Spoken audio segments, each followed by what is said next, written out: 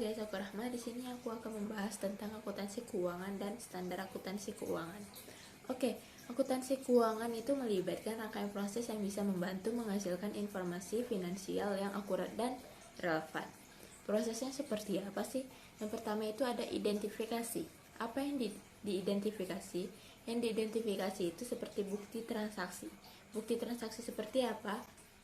Pertama itu ada struk belanja, kwitansi, nota, dan lain-lain. Nah, kenapa mereka diidentifikasi?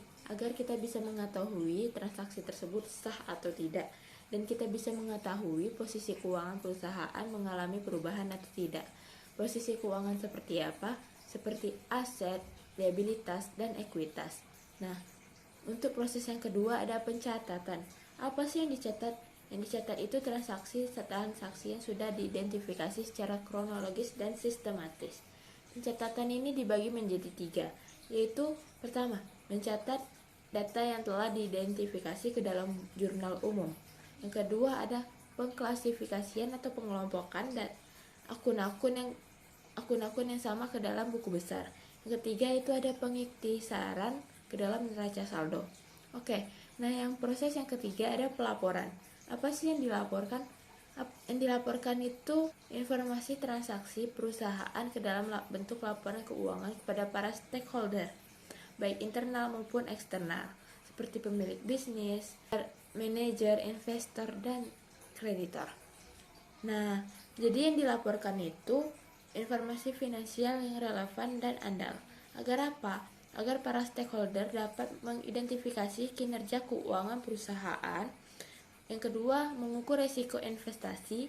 Yang ketiga, ada membuat keputusan yang bijak dalam alokasi sumber daya. Oke, selanjutnya kita akan membahas tentang standar akuntansi keuangan. Standar akuntansi keuangan ada 7. Yang pertama ada standar akuntansi keuangan umum berbasis International Financial Reporting Standard.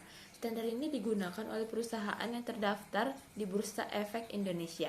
Yang kedua ada SAK Etap, entitas tanpa akuntabilitas publik, tetapi tidak digunakan lagi karena dianggap terlalu sederhana dan digantikan oleh SAKEP, entitas privat. Yang keempat ada standar akuntansi pemerintah. SAP ini khusus digunakan oleh pemerintah pusat dan pemerintah daerah Indonesia. Yang kelima ada standar akuntansi syariah. Standar ini hanya digunakan pada entitas yang menerapkan prinsip syariah. Yang keenam ada SAK organisasi nirlaba, digunakan seperti lembaga, swadaya, dan panti sosial. Yang ketujuh ada SAK entitas mikro kecil menengah. Standar ini dirancang oleh entitas mikro kecil menengah seperti UMKM. Oke, terima kasih. Dadah.